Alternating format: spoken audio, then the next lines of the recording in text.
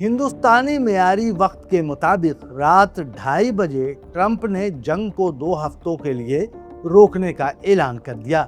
ایک دن قبل ہی ٹرمپ نے یہ بیان جاری کیا تھا کہ منگل کو رات 8 بجے ایک خطرناک فوجی کارروائی شروع ہوگی اور محض 4 گھنٹوں میں ایران کو صفحہ ہستی سے مٹا دیا جائے گا، ایک تہذیب کا خاتمہ کر دیا جائے گا۔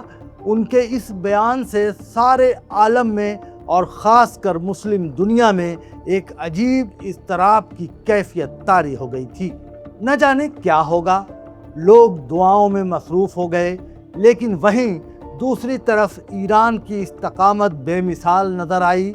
لمحے بھر کے لیے نہ اس نے امریکہ کے سامنے جنگ بندی کی بھیک مانگی اور نہ اس کی بندر بھپکیوں سے خوف میں مبتلا ہوا۔ سلام ہے اس کی جرأت اور استقامت پر۔ اسی کا نتیجہ ہے کہ عالمی سیاست میں آج ایک غیر معمولی پیش رفت سامنے آئی۔ ڈونلڈ ٹرمپ نے خود بڑے فوجی حملے کے اعلان سے محض 1 گھنٹہ قبل اچانک یو ٹرن لیتے ہوئے 2 ہفتوں کی جنگ بندی کا اعلان کر دیا۔ انہوں نے ایران کی جانب سے پیش کردہ 10 نکاتی تجویز کو قابل عمل قرار دیا۔ یہ فیصلہ ایسے وقت پر سامنے آیا جب مشرق وسطیٰ ایک بڑے تصادم کے دہانے پر کھڑا تھا اور عالمی سطح پر تیل کی رسد، بحری تجارت اور علاقائی سلامتی کے حوالے سے شدید خدشات پیدا ہو چکے تھے۔ ایران نے اس پیش رفت کا خیر مقدم کرتے ہوئے اعلان کیا کہ اگر اس پر حملے روک دیے جائیں گے تو وہ بھی اپنی دفاعی کارروائیاں معطل کر دے گا۔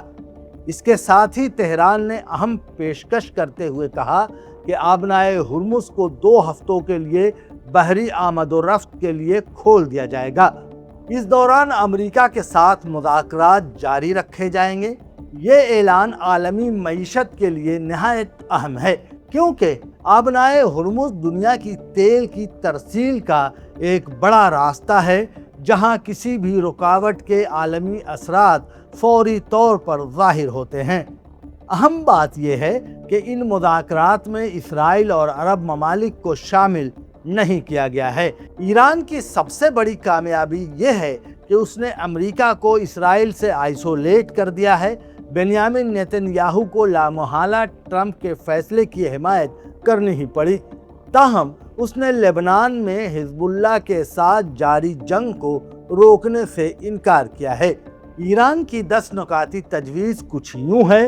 اہم نکات: ایران کی جانب سے پیش کردہ امن منصوبہ کئی اہم شرائط پر مشتمل ہے، جن میں جنگ کا مستقل خاتمہ نہ کہ عارضی جنگ بندی، ایران کے خلاف آئندہ حملے نہ کرنے کی ضمانت، لبنان میں اسرائیلی کارروائیوں کا خاتمہ، خطے میں تمام فریقوں کی جانب سے حملوں کی مکمل بندش، ایران پر عائد تمام امریکی اور بین الاقوامی پابندیوں کا خاتمہ، اس کے بدلے ایران پر عائد تمام امریکی اور بین الاقوامی پابندیوں کا خاتمہ۔ اس کے بدلے ایران نے پیشکش کی ہے کہ آبنائے ہرمز کو کھول دیا جائے گا، بحری جہازوں کی محفوظ گزرگاہ کے لیے ایک باقاعدہ نظام بنایا جائے گا، ہر جہاز سے تقریباً $20 لاکھ فیس وصول کی جائے گی جو عمان کے ساتھ تقسیم ہوگی۔ جنگ سے متاثرہ بنیادی ڈھانچے کی تعمیر نو کی جائے گی۔ ایک اہم اور حساس نکتہ ایران کے جوہری پروگرام سے متعلق ہے، جس میں فارسی متن میں یورینیم افزودگی کی قبولیت کا ذکر شامل ہے۔ یہ وہ نکتہ ہے جس پر امریکہ کا موقف سخت رہا ہے۔ ایران کی سپریم کونسل برائے قومی سلامتی ایران نے اپنے بیان میں سخت لہجہ اختیار کرتے ہوئے دعویٰ کیا کہ ایران نے ایک تاریخی اور فیصلہ کن فتح حاصل کی ہے، تاہم اس کے ساتھ یہ بھی واضح کیا گیا کہ جنگ کا خاتمہ حتمی شرائط طے ہونے تک نہیں ہوگا۔ امریکہ پر مکمل عدم اعتماد کے ساتھ مذاکرات کیے جائیں گے، کسی بھی جارحیت کا فوری طور پر جواب دیا جائے گا۔ دوسری جانب ٹرمپ نے اس بیان کو مسترد کرتے ہوئے اسے جعلی قرار دیا، جبکہ امریکی میڈیا ادارہ CNN نے اس کی تصدیق کی۔ یہ صورتحال اس بات کی عکاسی کرتی ہے کہ سفارتی سطح پر ابھی بھی گہری بد اعتمادی پائی جاتی ہے۔ شہباز شریف کی جانب سے آخری لمحے میں کی گئی سفارتی کوشش اس پیش رفت میں اہم عنصر کے طور پر سامنے آئی ہے۔ اطلاعات کے مطابق پاکستان نے دونوں فریقوں کو عبوری معاہدے پر آمادہ کرنے میں کردار ادا کیا۔ مذاکرات کا اگلا دور اسلام آباد میں ہونے کا امکان ہے۔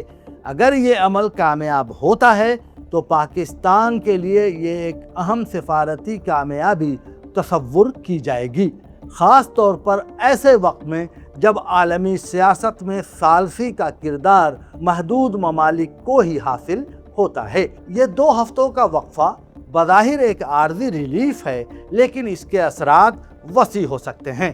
عالمی تیل کی قیمتوں میں استحکام آ سکتا ہے۔ مشرق وسطیٰ میں بڑے پیمانے پر جنگ کا خطرہ وقتی طور پر ٹل سکتا ہے۔ سفارتی مذاکرات کے لیے ایک نیا دروازہ کھل سکتا ہے، تاہم ایران اور امریکہ کے درمیان گہری بد اعتمادی، اسرائیل اور حزب اللہ کے درمیان کشیدگی اور جوہری پروگرام پر اختلافات جیسے چیلنجز بدستور موجود ہیں۔ حالیہ پیش رفت کو ایک نازک موقع قرار دیا جا سکتا ہے، ایک ایسا لمحہ جہاں جنگ اور امن دونوں امکانات برقرار ہیں۔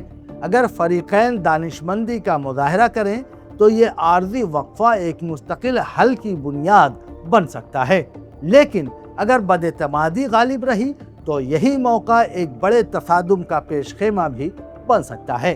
اہم سوال یہ ہے کہ کیا یہ 2 ہفتے مشرق وسطیٰ کو جنگ سے بچانے کے لیے کافی ہوں گے، یا یہ محض ایک طوفان سے پہلے کی خاموشی ہے؟